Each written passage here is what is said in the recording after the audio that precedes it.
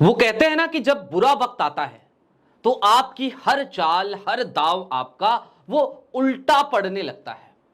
Gujarat lobby के साथ यानी कि मोदी जी और अमित शाह साहब की जोड़ी के साथ भी ऐसा ही होता नजर आ रहा है। अब देखिए ना, पीएम सीएम बिल लेकर आए, 293 सांसदों का समर्थन है मोदी सरकार को, लेकिन पीएम सीएम बिल की चपेट में आपको पता है कौन कौन आएगा? सबसे ज्यादा तो खौफ में डर में मोदी जी की बैसाखी ही है। और इन सब के दरमियान 293 सांसदों से पीएम सीएम बिल पास हो ही नहीं सकता, क्योंकि यह संविधान का संशोधन है, संवैधानिक संशोधन।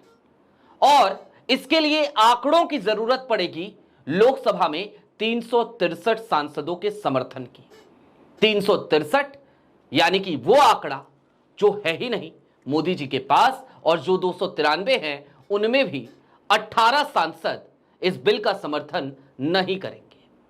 लेकिन दूसरी तरफ, एक तरफ तो यह बिल है जो अटकने की कगार पे पहुंच गया है, दूसरी तरफ बैसाखी ने कुछ अलग काम करना शुरू कर दिया है। उसकी इनपुट, उसकी इनसाइड स्टोरी है। आज आपको बहुत डिटेल के साथ हम कुछ स्थितियां बताएंगे, मोदी जी की पुरानी बातें याद दिलाएंगे, और यह भी याद दिलाएंगे कि यह जो कड़वाहट है ना बैसाखी और मोदी जी के बीच में, यह कड़वाहट अब फिर कैसे ज्वलंत रूप ले रही है। कुल मिलाकर भारतीय जनता पार्टी की सरकार रहे या ना रहे, लेकिन मोदी जी का प्रधानमंत्री के पद पर रहना फिलवक्त मुश्किल होता जा रहा है। नमस्कार, मैं स्वप्निल, आप मुद्दा देख रहे हैं। दोस्तों आगे बढ़े, उस इनपुट की तरफ चलें उससे पहले एक छोटी सी अपील है। मुद्दा इन दिनों एक गंभीर आर्थिक संकट से जूझ रहा है। हमारे मेन बैंक अकाउंट बीते कई महीनों से फ्रीज चल रहे हैं। दूसरी तरफ हमारा पुराना 28 साल पुराना चैनल, वो भी हमसे 2 महीने पहले छीन लिया गया। ये तमाम कायराना हरकतें हमें रोक नहीं सकती। बेबाकी से, सत्ता से सवाल पहले भी किया करते थे, अब भी कर रहे हैं, आगे भी करते रहेंगे। लिहाजा यदि आप सक्षम हो तो मुद्दा के इस आर्थिक संकट के काल में उसकी छोटी छोटी मदद जरूर कीजिएगा। इसके लिए आप स्क्रीन पर दिख रहे क्यूआर कोड या फिर के नीचे दिख रहे यूपीआई नंबर का इस्तेमाल कर सकते हैं। यह मदद हमारी काफी मदद करेगी। अब आगे बढ़ते हैं, और सबसे पहले मैं चाहता हूं जरा आप नंबर गेम समझ लें इस पीएम सीएम बिल के लिए। दरअसल 542 की स्ट्रेंथ वाली लोकसभा है हमारी, और इसका 2/3 2/3 वो होता है 363 363। ऐसे में यदि इस पीएम सीएम बिल को पास कराना है तो मोदी जी को जरूरत पड़ेगी 363 सांसदों की, माफ कीजिएगा।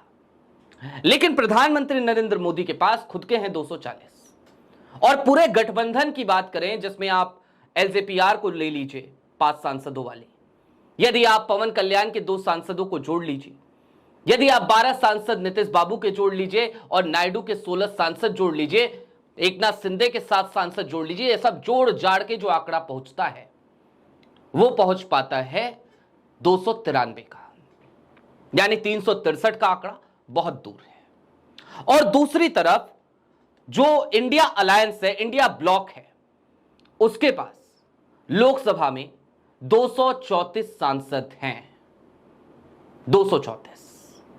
बाकी जो सांसद हैं वो तमाम सांसद किसी भी गुट के नहीं हैं। मसलन अगर आप असदुद्दीन ओवैसी की बात करें, वो किसी गुट में नहीं है। चंद्रशेखर आजाद रावड़ की बात करें, वो किसी गुट में नहीं है। लेकिन किसी गुट में नहीं है इसका मतलब यह नहीं है कि वो मोदी जी के साथ है। ऐसे बिल की खिलाफत चंद्रशेखर आजाद रावड़ भी करेंगे, ऐसे बिल की खिलाफत असदुद्दीन ओवैसी भी करेंगे, बीजेडी भी करेगी, सभी करेंगे। अब थोड़ा सा और यहां ठहरिए, कुछ और बातें आपको याद दिलाते हैं। एक वक्त था, नायडू साहब कहा करते थे प्रधानमंत्री नरेंद्र मोदी क्रिमिनल है। यह वही वक्त था जिस वक्त प्रधानमंत्री नरेंद्र मोदी कहा करते थे कि नायडू जी कहते हैं वो सीनियर हैं। अरे बिल्कुल ठीक बात है, वो सीनियर हैं। वो सीनियर हैं नए नए दलों के साथ गठबंधन करने में। वो सीनियर हैं अपने ससुर के पीठ में छुरी खोपने में। ये दोनों के ही बयान मैंने आपको बताए, नायडू का और नीतीश का, मोदी जी का। और ये जो दोनों बयान है ना, ये कड़वाहट का रिश्ता कोई आजकल परसों का नहीं है, वर्षों पुराना, दशकों पुराना ये रिश्ता है। और ये जो दशकों पुराना रिश्ता है, ये रिश्ता आज की तारीख में एक नई कहानी की तरफ बढ़ चला है। अब जरा एक एक करके उस पन्ने को खोलते हैं। उपराष्ट्रपति पद का चुनाव भी भूल जाइए, कुछ नया देखिए। आपकी स्क्रीन पर मैं कुछ डिटेल्स रख रहा हूं। यह डिटेल आपको बताएंगी कि कल जो पीएम सीएम बिल आया, वो बिल किसके लिए सबसे बड़ा खतरा है। AP skill development scam, 300 crore plus का स्कैम है ये। एपी का मतलब Andhra Pradesh. AP fibre net scam 330 crore का स्कैम है। Amaravati inner ring road scam, Amaravati assigned land scam. ये तमाम स्कैम तो वो स्कैम है जिसमें कभी भी ईडी की एंट्री हो जाएगी, कभी भी नायडू साहब गिरफ्तार हो जाएंगे, कभी भी उनकी कुर्सी छीन ली जाएगी। हालांकि ये बिल अभी लोकसभा में पेश किया अमित शाह साहब ने, जेपीसी में जाएगा।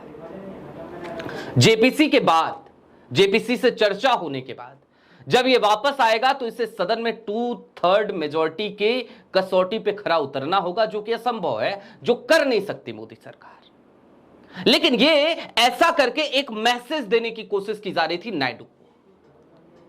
कोशिश इस बात की कि देखिए नायडू जी, आप या तो हमारे साथ रहिए, नहीं रहेंगे तो आपकी सियासत किधर जा सकती है वो आप देख लीजिए, हम इस तरीके का बिल ला देंगे।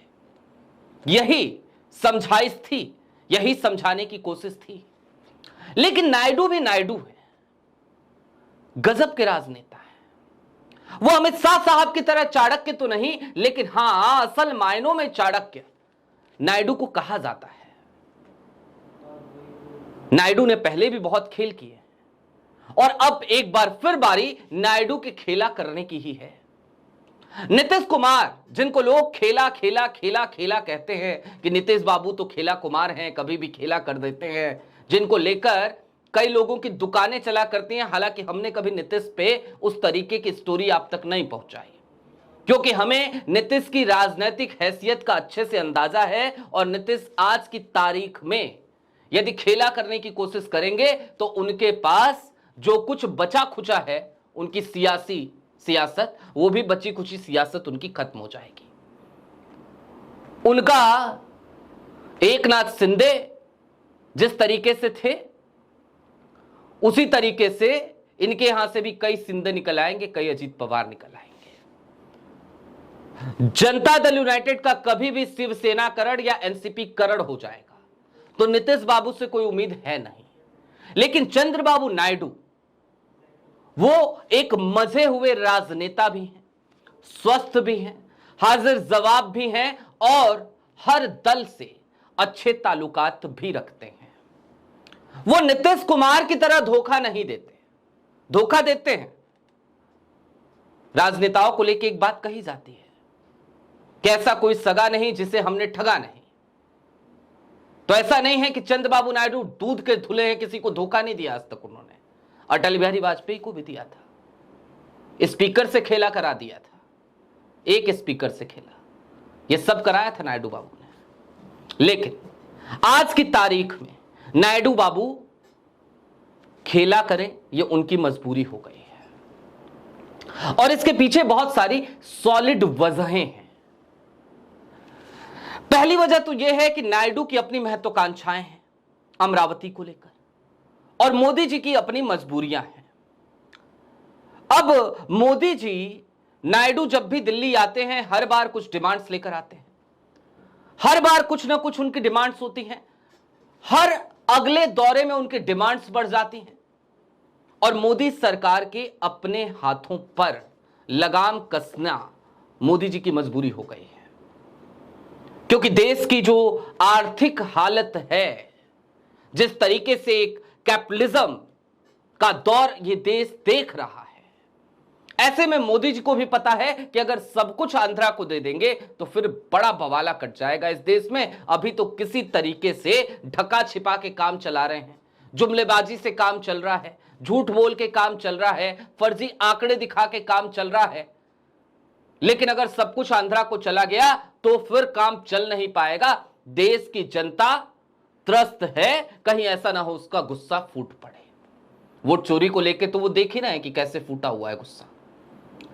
ऐसे में एक तरफ मोदी जी आंध्र प्रदेश के लिए जो चंद्रबाबू नायडू की महत्वाकांक्षाएं हैं उनको पूरा करने में पूरी तरीके से असक्षम है इस वक्त। और जब असक्षम है तो फिर क्या चल रहा है? फिर यह चल रहा है कि नायडू साहब थोड़े बहुत नाखुश तो रहते ही हैं, और वो जो थोड़े बहुत नाखुश रहते हैं तो उसमें आग में घी डालने का काम किया इन्होंने पीएम सीएम बिल लाकर। यह बिल विपक्ष के नेताओं को परेशान करने के लिए लाया गया है या फिर सिर्फ विपक्ष के नेताओं के लिए लाया गया? ऐसा नहीं है, बिल्कुल नहीं है ना, बिल्कुल नहीं है। अगर ऐसा होता तो नीतीश बाबू को अब तक हर मामले में क्लीन चिट मिल गई होती जनाब, हर मामले में। हेमंता पे इतने आरोप थे, मिला ना। अजीत दादा चक्की पीसिंग मिला ना। एकनाथ शिंदे साहब की पार्टी में कुछ लोग थे, मिला ना। सबको तो मिला, नायडू साहब को क्यों नहीं मिला?